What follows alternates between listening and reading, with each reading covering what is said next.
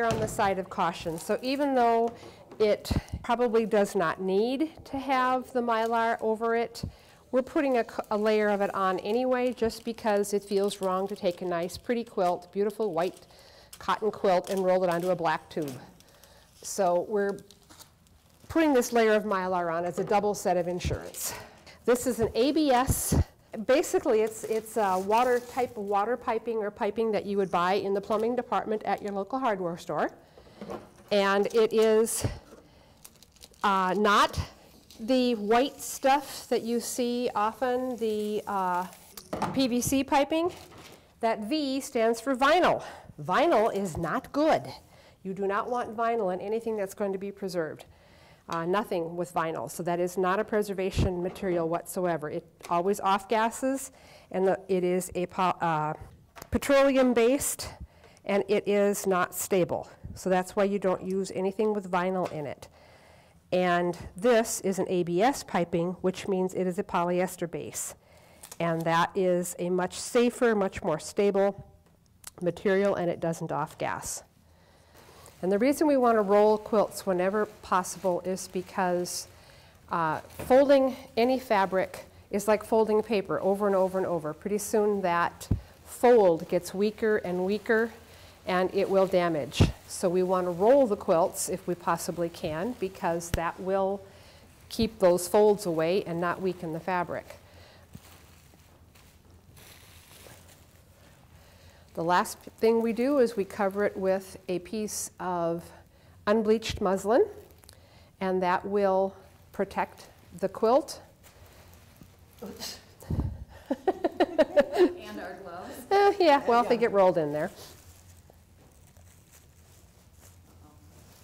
Is this too fat of a quilt? No.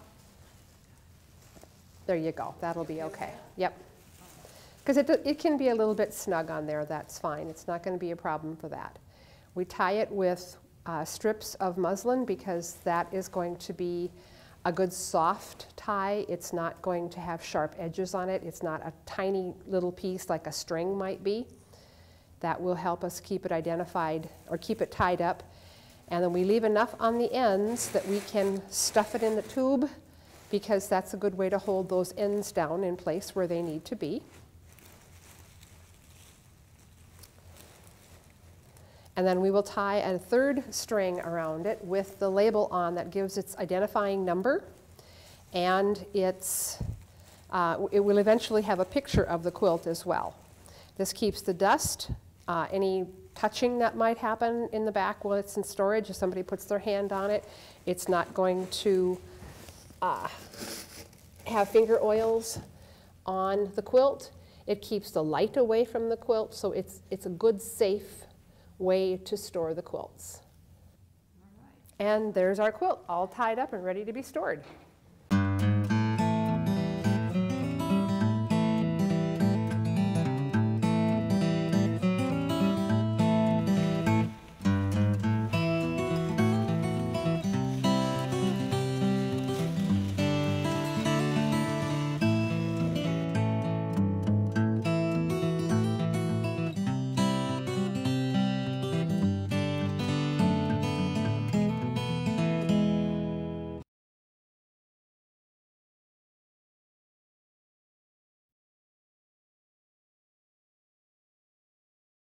But because this one is too long, I mean, if we had a big space, we could roll it and hang it, which would be ideal. We don't have quite that big a space, so we're going to have to fold this one and put it back in the box. When you fold a quilt, just the reason we don't want to fold them is because that repeated folding on the same line all the time. We want to make sure that we're not going to fold these on the same line all the time. So we're going to fold this one in a very different way than what you normally would fold a quilt. And it's going to go from corners into the middle to make a square, and then those will fold in, and each fold will be padded out with tissue so that it can keep the folds from being real sharp folds. That will help save wear and tear on those fabrics and those delicate threads in the quilt. Yep. Because we had a lot of stuffing in a lot of the other ones, so we were able to recycle that one.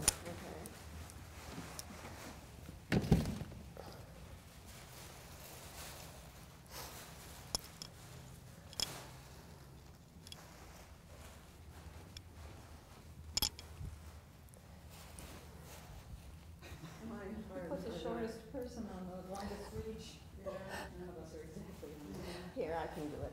All right. Yeah, Allison's the tallest one, I think, probably, so that's going to... And we'll pull it down. And it's been numbered and all that? Yeah.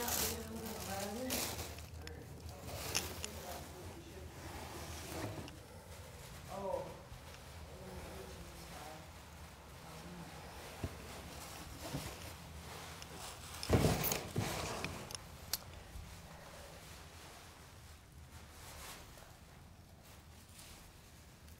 And the box that we're using is an acid-free archival quality box. They are very expensive, so whenever possible, we want to try to roll the quilt for its best keeping, and because it's a much more economical way to keep the quilt rather than putting it in the box. How old is this one, Vickie? We don't have an exact date, but I would say probably middle 1850s. Based on its style and the technique done, I would say that'd be a pretty good guess.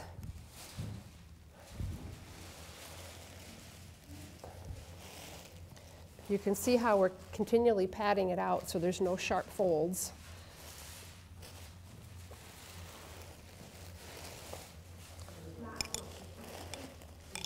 And then we're going to pull it down so we can reach this end a little easier.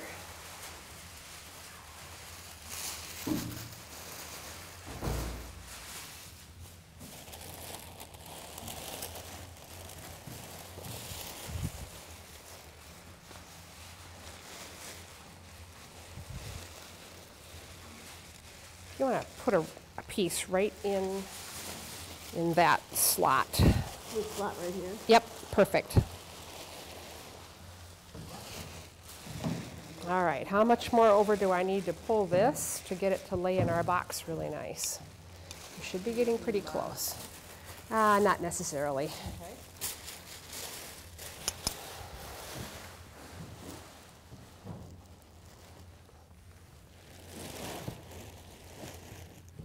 And now we're kind of curl it into the box, and always trying to roll it kind of gently in there so that we can keep those folds from getting sharp.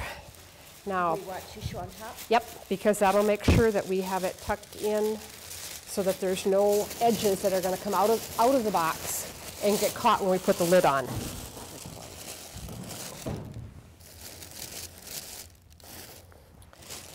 Okay.